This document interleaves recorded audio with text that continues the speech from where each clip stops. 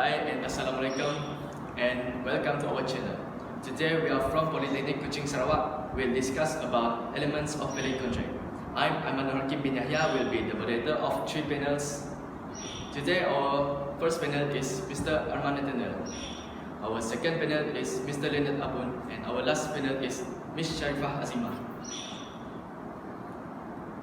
We all know a contract may be defined as an agreement enforceable by law, thus legally binding between the parties. The legislation that governs contract Malaysia is the Contract Act 1950. The elements of valid contract consist of offer, acceptance, intention to create legal capacity and certainty. Next, we move to our first question is to our first panel, Mr. First question is to Mr. Arman. Can you explain the basic of elements of contract, which is offer acceptance?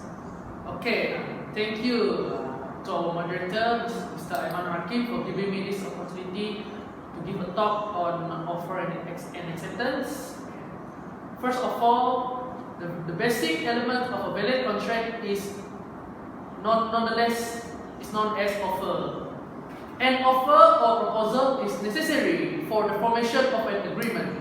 Section 2, Clause A of the Contract Act 1950 provides that when one person signifies to another his willingness to do or to abstain from doing anything with a view to obtaining the assent of that other to the act of abstinence, he is said to make a proposal.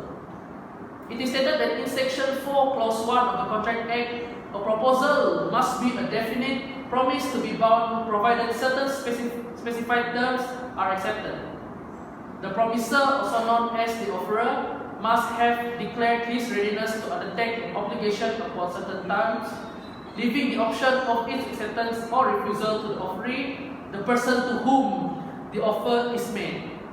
Section 3 of the Contract Act 1950 also stated that the communication of an offer or a proposal is deemed to have been made by any act or omission of the party proposing, by which he intends to communicate the proposal or which he has the effect of such communication.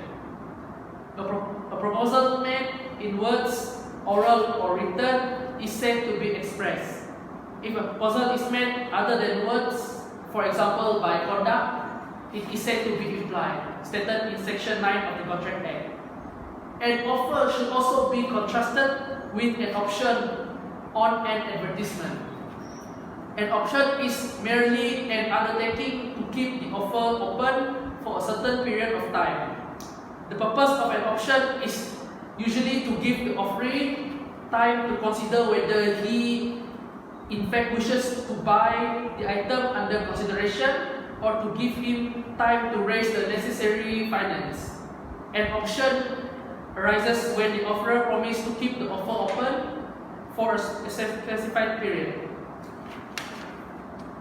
An advertisement, on the other hand, is an attempt to induce an offer.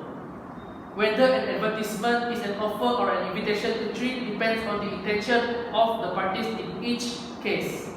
The courts have held that advertisement or bilateral contracts are not offers, whereas advertisement or unilateral contracts are construed to be offers. Moving on, the next basic element of contract is known as acceptance.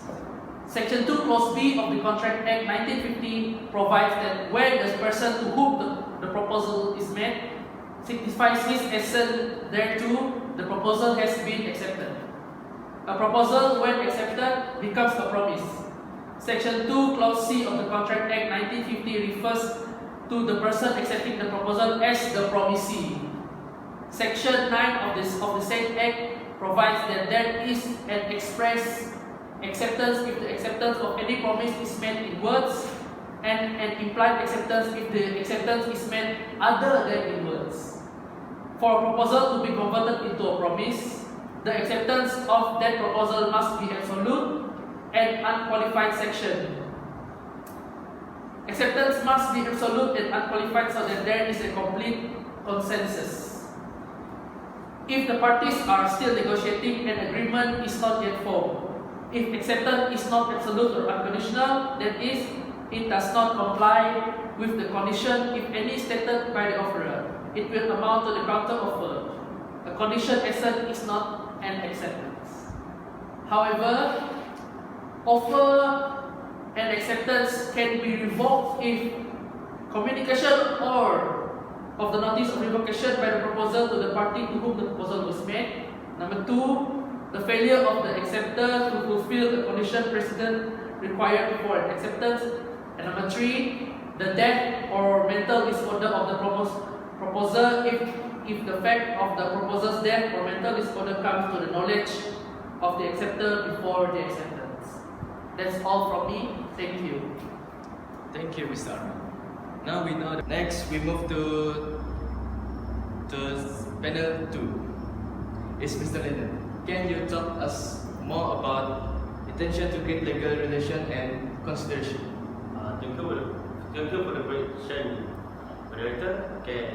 Tradition, like in Section 26 of the Contract Act 1950, provide that as a general rule, an agreement without consideration is void.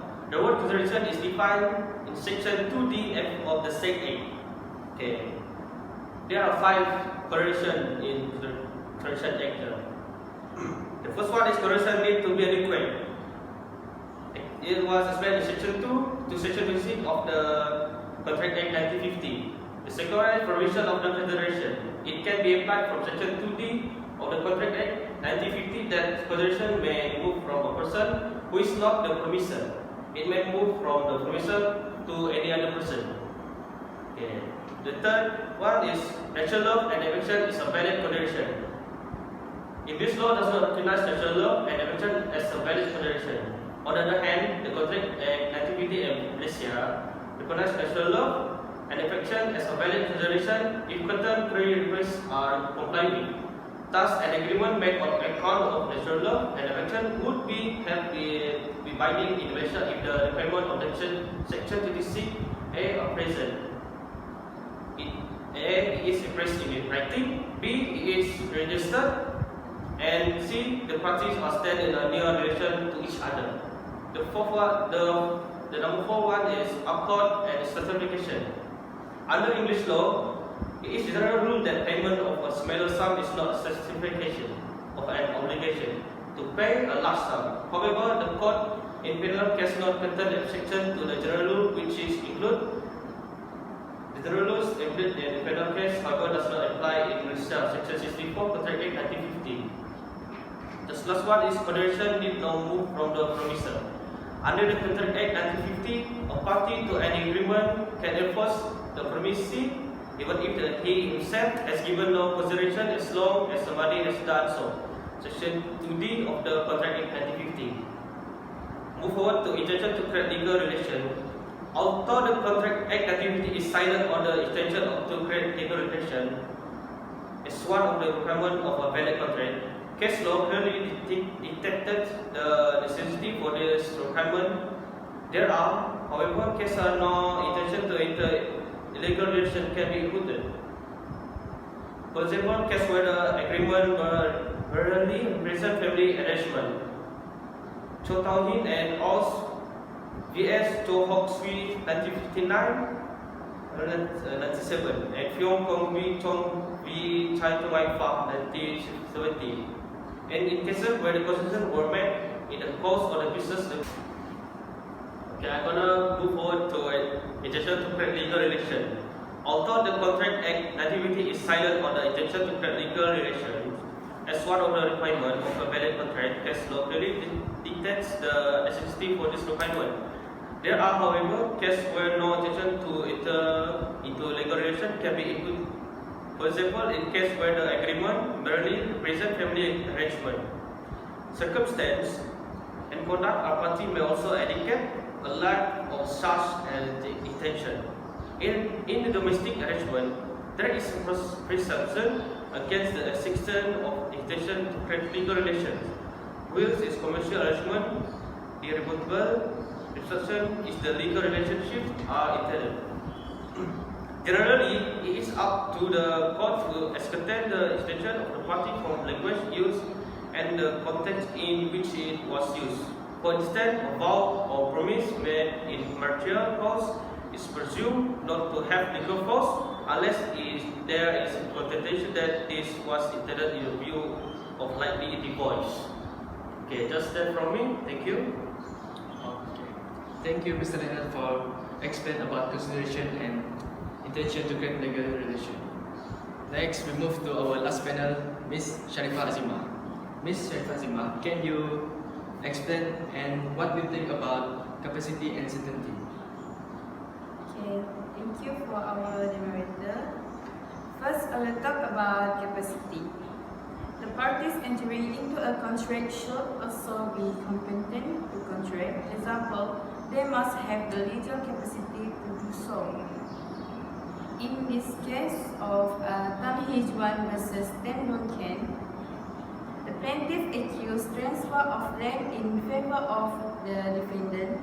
The transfer were witnessed and subsequently registered.